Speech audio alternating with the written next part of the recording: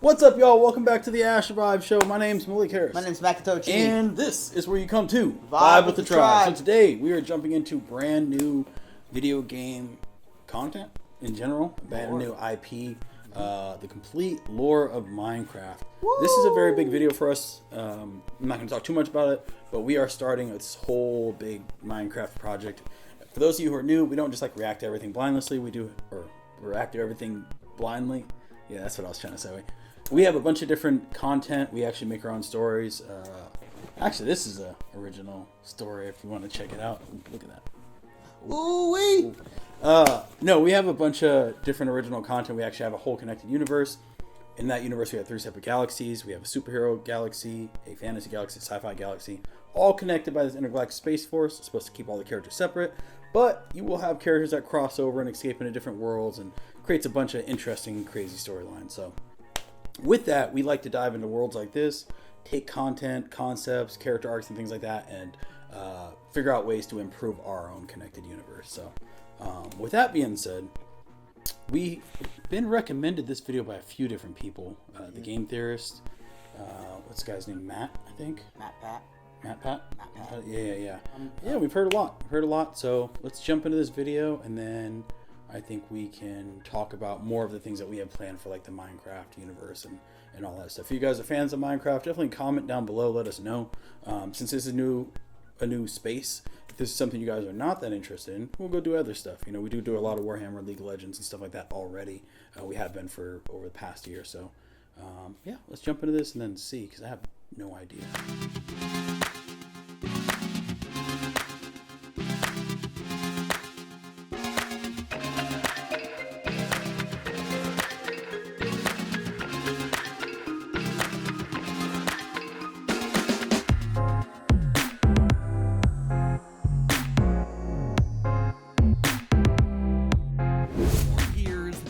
Games, 35 theories, all leading up to this moment.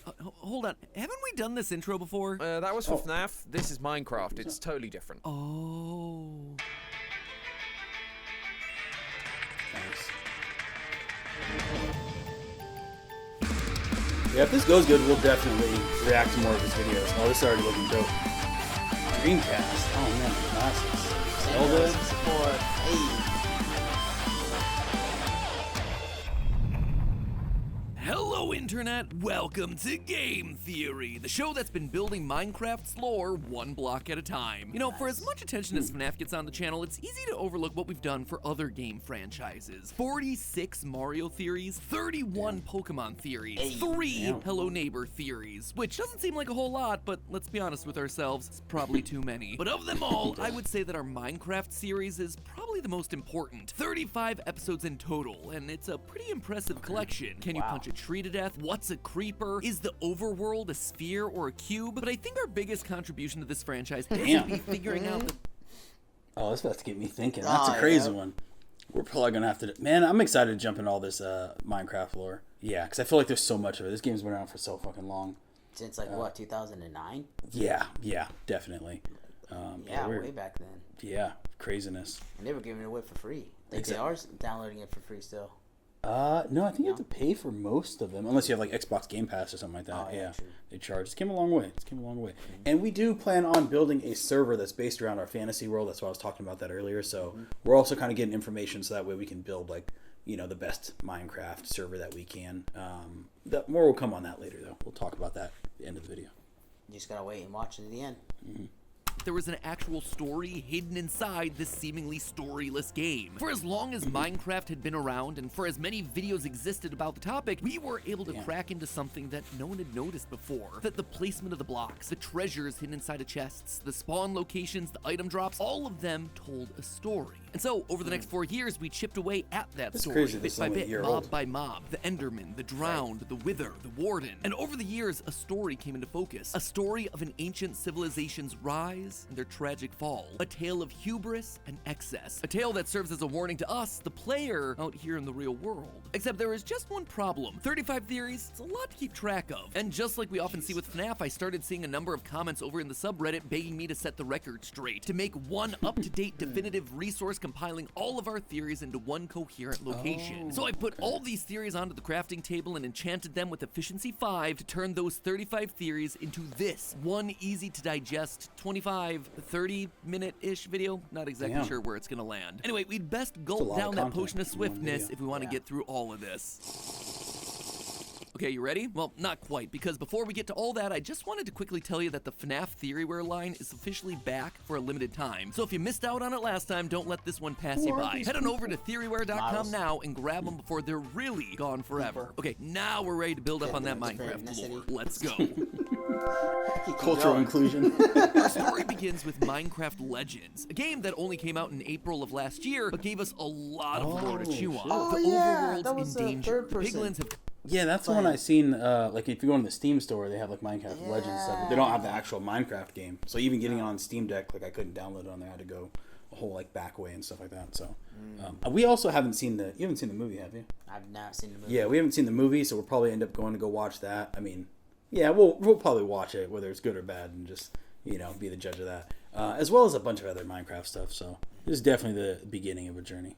come from the Nether and are now invading the overworld. When the game puts the invasion down to greed, I have a suspicion that it's due to something else. Sure, the piglins are greedy for gold, we see that in vanilla Minecraft, and there is plenty of gold in Minecraft Legends, but the Nether isn't exactly low on that stuff. They don't use things like diamonds or iron or tools or armor, they just hoard all that in chests. They don't understand their real value. Instead, I believe they invaded the overworld because the Nether was in trouble. You see, the Nether used to be a cool and icy place. That's the only way for the basalt deltas to have formed. Basalt requires blue ice, the coldest ice imaginable to form, and for lava to flow next to it above a layer of soul soil, which means that ice must have been naturally forming in the Nether at one point. However, as we see in Legends, the piglins have industrialized. They have golden swords and armor, items that require gold ingots that can't be found naturally. They have to be smelted from Nether gold ore or crafted using gold nuggets. This process in turn created greenhouse gases, causing the intense heating of the atmosphere down in the Nether. And because the Nether is also 2.5 times smaller than the overworld, less heat is needed to make all that ice melt and the water to ultimately run dry. This leaves the piglins looking for a new world that isn't a fiery wasteland to call their own, and so they look out to the overworld. This is where our first builder comes in. They're busy mining away in a normal Minecraft world, but are interrupted by 3 godlike beings called hosts, the caretakers of the overworld. They ask this mysterious builder to help save the overworld from the piglin threat, giving you the tools necessary to do the job. Within this case, burn the flames of creation. The flames will call upon friends to fight by your side.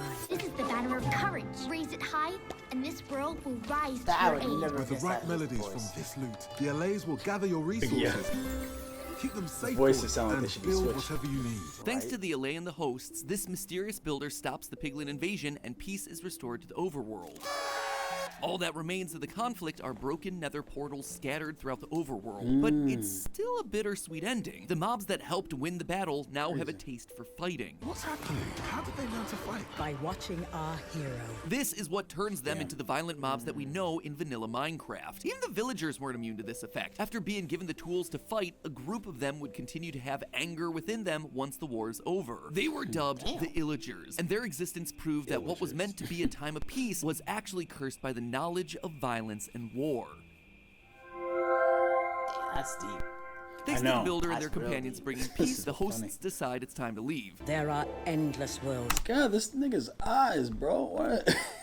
It's like a stoplight. I don't know why it keeps fucking. I keep looking at one eye, and then I have to keep looking up. I do it every single time I see this. Like thing. got all the eyes. Yeah, it's like just like do. It's fucking me up. All right. Out there, waiting to be explored. Letting the builders be in charge of the world. So they begin to do what they did when the hosts first called them. They mine and they craft. They start a new civilization. They become the first of the ancient builders. And we see this on some of the pottery sherds from the Trails and Tales update. Pottery sherds in the real world tell us the story of past civilizations. And so sherds like Howl and Sheaf depict the earliest parts of the ancient builder society, where wolves were some of the first animals domesticated and wheat was one of the earliest and easiest crops to grow. However, this rapid growth is the beginning of the ancient builder's biggest. How the fuck do they know what's on these? Earliest parts of the These ancient builder stones? Am I society, tripping where or- wolves were some I of the think first. it's an item you could pick up and read. the Okay, and then it description. says it in the text. Yeah, 'cause Yeah. I'm like, is that supposed to be the image right there?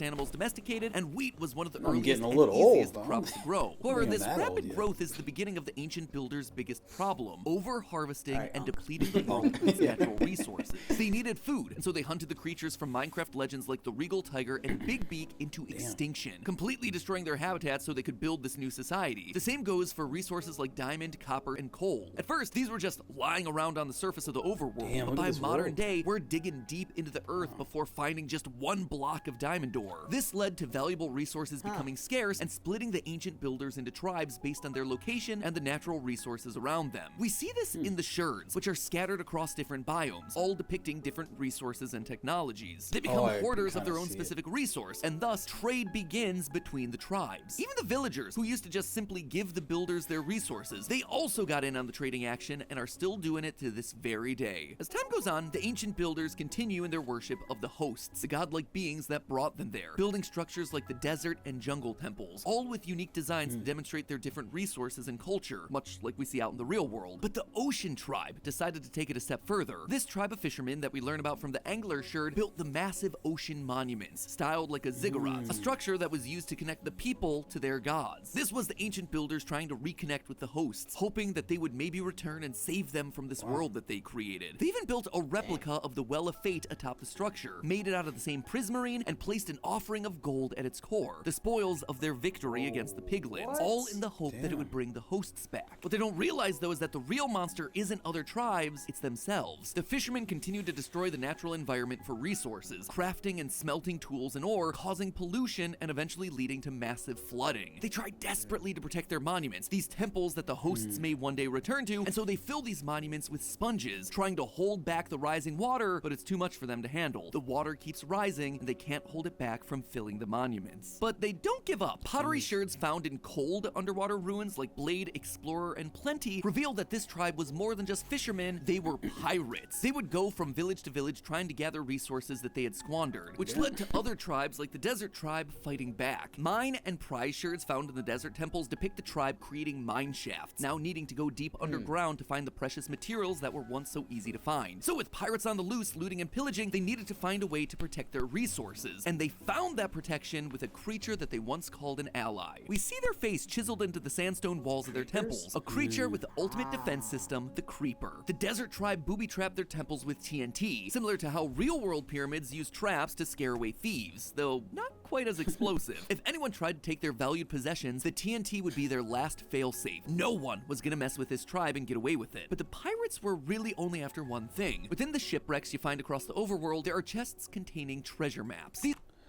Honestly, I'm not gonna lie. I've only played vanilla up to a certain. I always play like vanilla single player. I've had a realm actually, just like me and a couple of friends.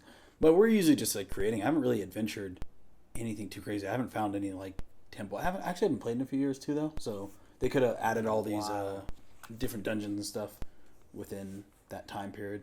But yeah, I don't think I've really explored too many dungeons. I think maybe a pirate ship or two, but I just find caves and get stuck and lost. yeah, right? And then die and lose all my Yeah. fucking loot and stuff. Or fall in lava and just all my stuff just burns away and I just get mad. Yeah, And I'd be like, exactly. I'm done. And just leave. Exactly. That's something I'm really excited for. Is I've always kind of just played for like a good 6 months or so and build some crazy things until it gets to a point where I'm like, okay, well, I don't know what else I'm supposed to really be doing here. And that's usually again just single player, normal vanilla Minecraft without mods. So with this new server that we're going to be doing, it'll be a modded server, and it'll be set up at least with like 6 gigabytes of RAM plus maybe 6 to 10 somewhere in there, so we can have a good amount of mods and just start off at a certain place depending on like how much it grows and how much people get involved. We'll continue to expand it. So yeah, if you do want to potentially check that out or even just see our world, like I said, it's going to be based around our fantasy world, Neutropia. So we will kind of create it in that same way, create structures and stuff from the Neutropia. We have like graphic novels, award-winning films, all this good stuff. So we'll have a bunch of items and like lore stuff based around that inside this. And then we're also going on this Neutropia like campaigns. I'll be dropping a bunch of like landscape. What is the word I'm looking for? A bunch of images that kind of represent like concept art essentially for the world as we drop our 3rd book for that. So a lot of cool stuff. Definitely check out the Discord if you potentially want to see that or even be a part of it. It'll be below. Yeah. All right.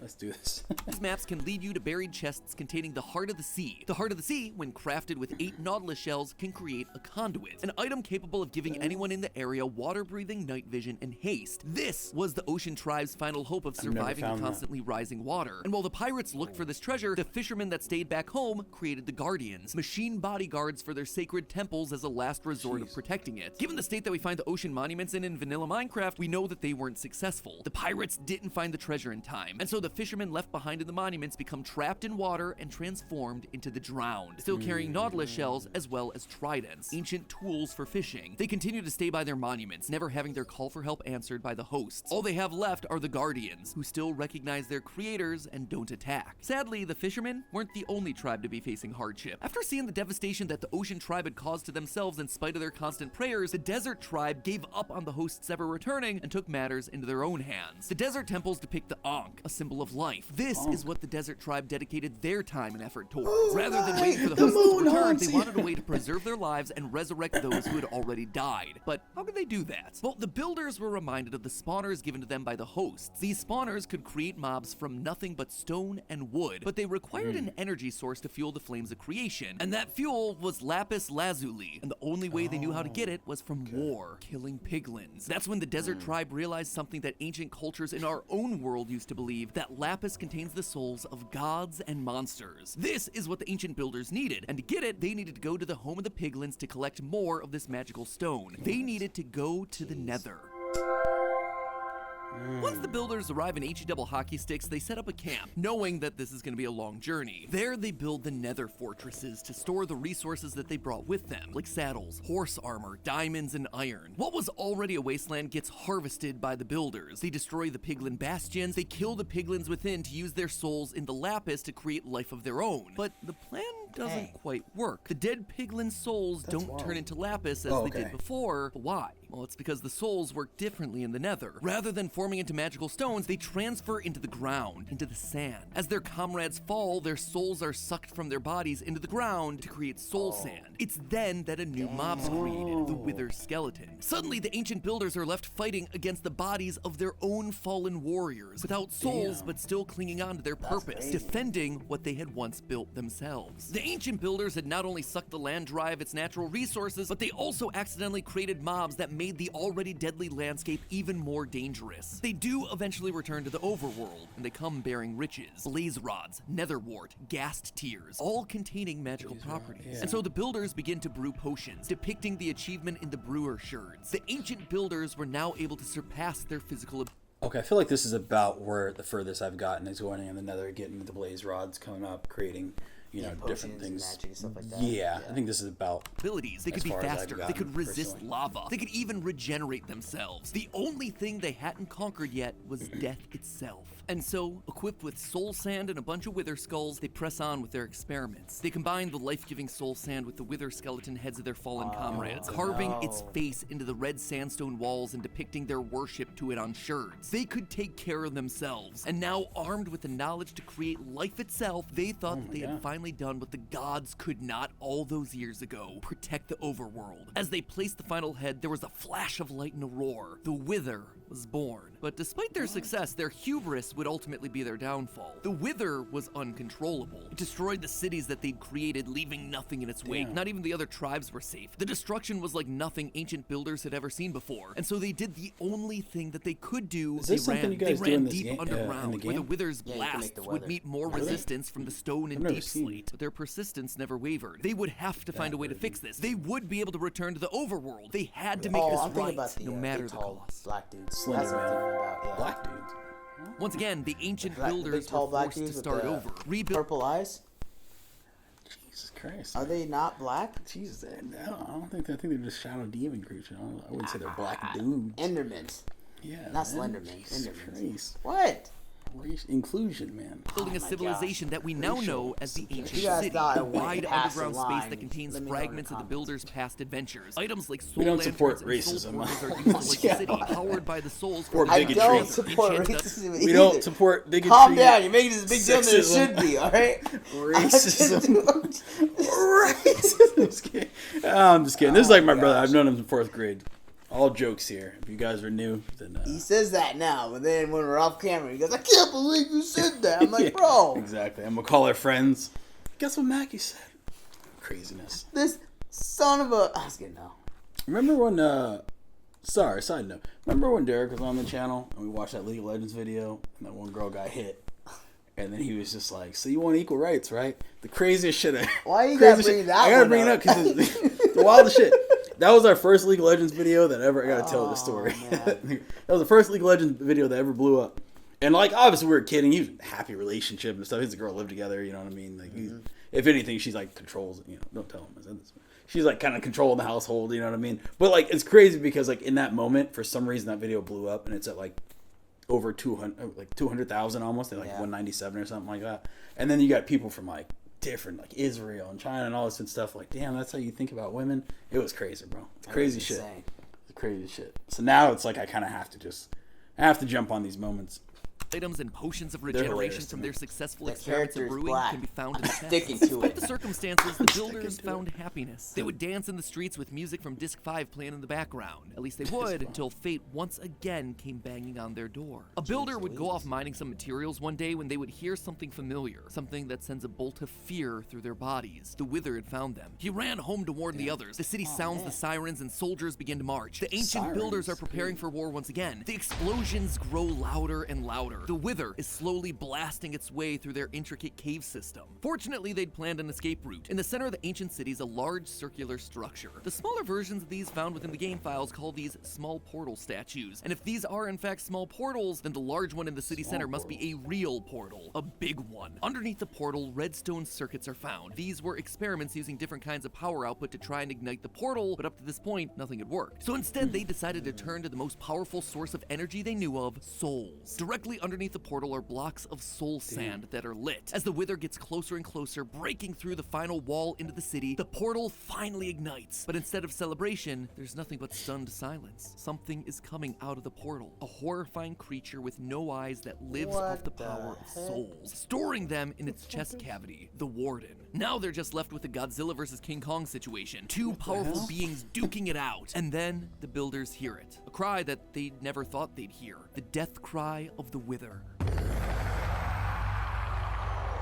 Builders are stunned. The Wither, this thing that caused them to lose everything, is now gone, and their music disc 5 happened to record the entire event. This is a cause for celebration. The builders begin to start the party, only for the Warden to turn its attention to them. It's triggered by sound, and so it starts to attack anything that makes a noise. With each death, a new block forms, the Skulk, a sentient block that uses the power of souls from fallen mobs to spread across the other blocks. Once again, the builders' lives are in danger, but after all they've been through, they just don't have the energy to run anymore. Instead, they try to live in harmony with the Warden. They do what they can to deaden the noises by placing carpets or wool blocks all over the city, but in the end, it's no good. Each opening of a chest would send the Warden into a rampage. This is no way to live, and so the ancient builders try to leave their home one final time. They continue deeper into the caves, somewhere that not even the Warden could find them, though they needed something strong enough to hold it back if it ever tried to invade, and so the builders created strongholds, a place fortified so as to protect it against attack. The ancient builders made winding pathways and hidden doors so they could escape the Warden should it ever break in, and the builders made one final attempt at escape. One last portal that this time would have to work, the end portal. The builders bid farewell to the overworld and jump in, not knowing what might be waiting for them on the other side, and also unsure if they'd ever be able to return. Okay.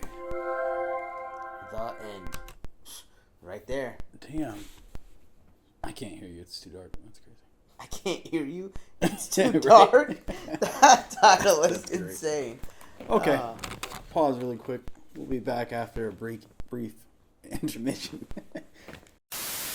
The ancient builders enter this vast void of open space and begin to set up their new lives, building fortresses to house their resources, loot chests containing enchanted armor and weapons, diamonds and diamond-plated armor, more advanced tools since the days of the Nether, ready to conquer whatever fearsome foes might come their way. Enter the Ender Dragons. Never had That's diamond dragons, armor. plural. Thanks to the amount of Ender Dragon heads mounted on end ships, we can tell that this used to be a plentiful species. The ancient builders came to the end and saw these majestic beasts, how they had complete control over the skies, and they wanted that power power for themselves. They wanted to conquer the sky, which until now had been impossible, so they hunted down the dragons and used their wings to create elytra, another resource found in the end ships. These were the builders' prized possessions, so they continued to hunt these creatures to near extinction, much like they had done with other species in the past. It would seem that history continues to repeat. But the builders eventually realize that they're making a mistake. They see how they're bringing an entire species to extinction, and they want to right their wrongs. They use their technology and knowledge from past adventures, using the regenerative powers of the gas tier to create end crystals atop tall obsidian pillars. This will continually regenerate the last ender dragon, ensuring that it never dies. The ancient builders can now rest easy knowing that they had saved the species, sort of. Without a mate, would always have a population of one. And it seems like their sins eventually caught up to them. Food was yet again becoming scarce, but not all hope was lost. Defeating an ender dragon creates a portal back to the overworld. A few brave souls go through, but most others stay in the end. Although they were running out of supplies, there was one crop that was endlessly plentiful, chorus fruit, but it had some strange side effects. This constant diet of a fruit with teleportation properties causes the ancient builders to slowly evolve into the Endermen, now able to teleport across time and space itself. Not even black people, they're just infected. You're sick. You're sick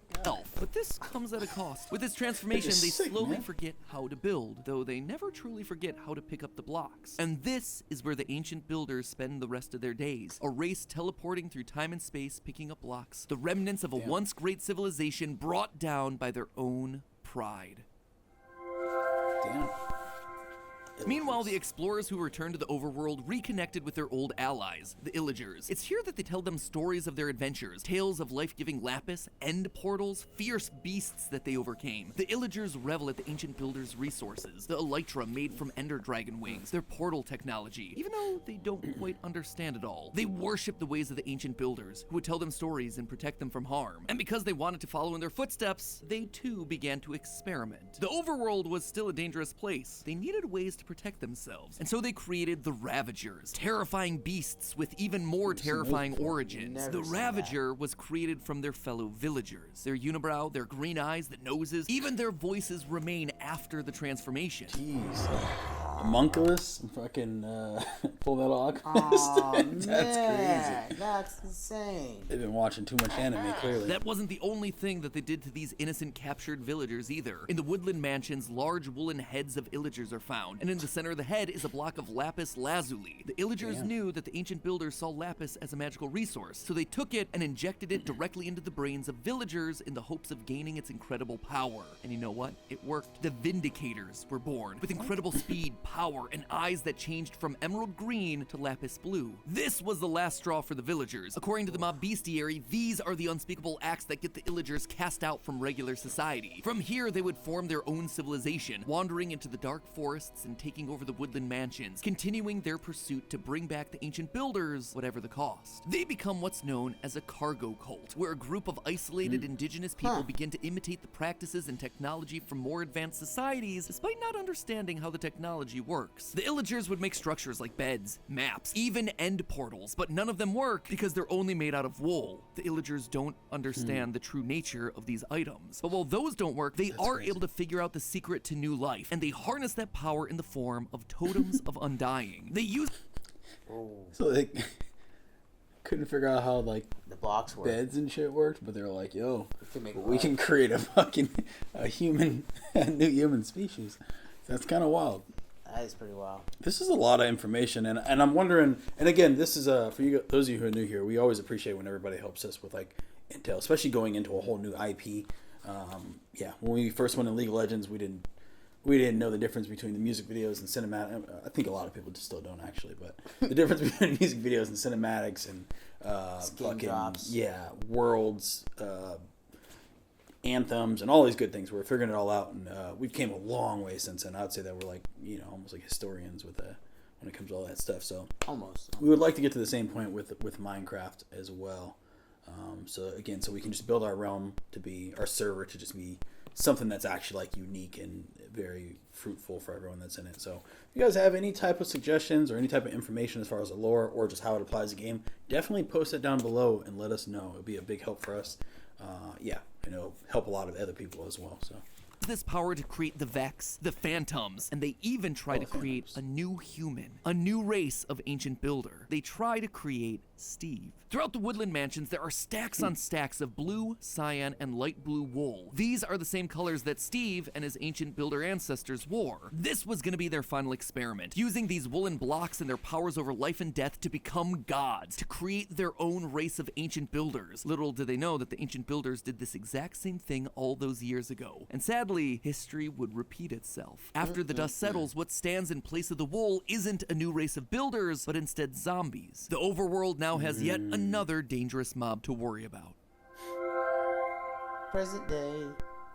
Okay. And thus ends the story of the ancient builders and their influence on the overworld, a land that now lies in ruin, a shell of its former self. And yet despite everything, hope isn't lost. With the ancient builders gone, the overworld has had a chance to heal. There's no one left to overharvest resources, and so nature begins to return, with the structures built by this ancient race descending into the earth, reclaimed by nature, biomes becoming more diverse. That is, until you show up. The builders' desire for overharvesting resources and creating life continue through their descendants, you. Now we spend our time deforesting so we can have a nicer new house, gutting the ground of whatever resources are left and killing whatever we see, whether it's hostile or not. It's a story of destruction and selfish gain, of greed and ignorance and hubris repeating itself over and over again. And what's more, this wasn't just a poetic story told to make the game more interesting. The story is a warning to us, the players. Think back to the ending credits of Minecraft. Quote, "Sometimes I wish to tell them this world you take for truth is merely, and I wish to tell them that they are in the, they see so little of reality in their long dream." These two beings, these gods, these hosts, they're talking about us. The dream is Minecraft, and while we play it, we fail to see the moral that's being told by these two gods, the truth about reality and how this game reflects our own history. In the 8th century, for instance, Vikings used a lot of timber for shipbuilding, construction, and fuel, which led to them deforesting most of Scandinavia. As they started to run out of resources and land, they began to invade the coastal areas of Europe like England, France, and Ireland, only to do the exact same thing again, cutting down the trees until those places began to lose their forest areas too. Sound like the fishermen and pirates from Minecraft? Europe's colonization of the Americas was for similar reasons, to access and exploit the abundant natural resources there. Even today, we're seeing the same thing with deforestation, burning fossil fuels, fighting one another for more power and control, just like we see with the piglins and the builders and the illagers and the nether, the end, and the overworld. It's a cycle of repeated abuse and neglect. Quote again from the ending, "But it would be so easy to tell them. I will tell the player a story, but not the truth. No, a story that contains the truth safely in a cage of words, not the naked truth that can burn over any distance. We are playing the story, and the naked truth that they're talking about is that our world will die if we let it constantly be ravaged of its natural resources. So maybe the next time you log on to Minecraft, you'll see it a little differently. Maybe instead of a flat, blocky world, you'll see a reflection of your own. And remember, it can be beautiful so long as we, just like Steve, learn from the mistakes of the past. It's been a long trope of game theory to prove to you that the hero of the game is actually the villain. In the game of Minecraft, and in the real world, that distinction ultimately falls on us to decide.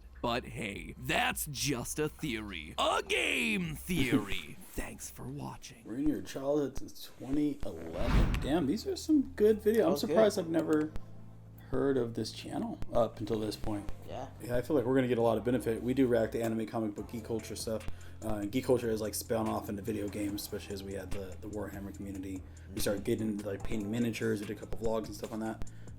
And then as well as like League of Legends, and we just watched Marvel Rivals, a lot of videos in that, or a handful of videos in Marvel lore. So yeah, this is gonna be dope. That was a good video. That was very good. And I feel like it covered a lot. We don't even understand how many years of videos that put it all into one. So yeah, man, great stuff, great stuff. Yeah, so that was the wrap up of the Minecraft, the complete lore of Minecraft. And I feel like there's so much more too. I'm almost wondering, with this compiling so many different videos and so many subjects, where should we go from here as far as the next video in our Minecraft series? And maybe that's somewhere you guys can help us out. Yeah, if you guys recommend different videos, what we'll do is we'll take it and we'll put it into like a react to later list for the comments, especially people who go over the Discord. We usually kind of prioritize the people that are in Discord, just because, you know, they go out of their way and then usually they immerse themselves within the community. And as we build up our Discord or Minecraft server and everything over there, yeah, we'll probably have certain regular people who are always in there kind of like updating us on certain videos, especially if this video gets, you know, like 100+ comments, like, you know, the League of Legends or Marvels, or just a bunch of other videos. Yeah. Sometimes it gets a little bit hectic in the comments trying to respond to everything and catch everything, and then remember every video. So if you guys do want to kind of be closer within our Minecraft community, then definitely head over to that Discord. And then also, yeah, for our server as well, the Discord is going to be very pivotal because we'll have it connected and all that good stuff. I'm sure there's a lot of great mods out there for the Discord, which also mods just a brand new thing to me. So Yeah. It's going to be built around like fantasy Minecraft, so you'll see a lot of different like biomes, and you'll see a lot of attack system will be heightened. You know, a lot of things just make the game optimize and run better. So I've already been studying a little bit to try to figure out and kind of catch up. And there's a couple of people over there already kind of putting us on. So we'd love to have you guys. Yeah. You have any thoughts on this lore video? Or I just know that I'm going to look at the game different and not just go killing things willy-nilly. yeah, probably still gonna. I still probably do it, but then I'll like think about it, like, is this the right time to Should do I it? be murdering Should I and pillaging? take Yeah. this? Maybe. We'll see. I did like that bit at the end that did cover, kind of had like an actual deeper message. And I'm wondering, is that how all his videos are? Or is that like maybe his newer style since this is only a year old? And this channel's been around since 2011. A new thing he added on. And can't just ruin people's childhood. We actually have to give some type of information or something. Sure. So yeah, you guys keep us up to date. We appreciate you. That's all I got. As always, thank you guys for being here and watching this episode with us. Until then, we'll see you guys next time. Appreciate you. Much love. Peace.